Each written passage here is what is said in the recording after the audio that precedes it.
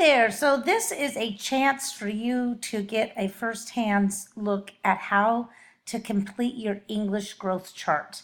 First of all, you'll need to select either the PDF version or the Word version, whichever one works for you. Just for this, I'm going to look at the PDF version. They're the same.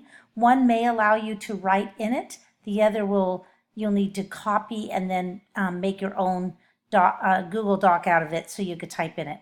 So what this is a chance to look back on all that you've done this semester and to see how you can grow for next semester, how you can grow from one assignment to the next.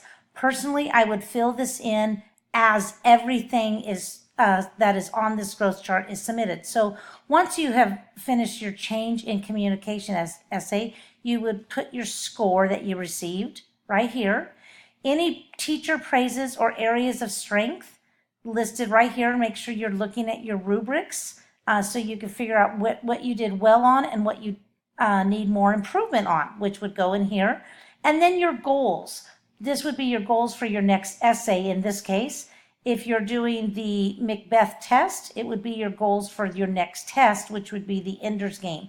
So you'll be filling this out. When you take your Macbeth test, and once I've graded it, you'll receive scored points for the literary, for the traits, for the fates, and then for the speaker part. This middle part is for that middle section that we discussed for the Macbeth test.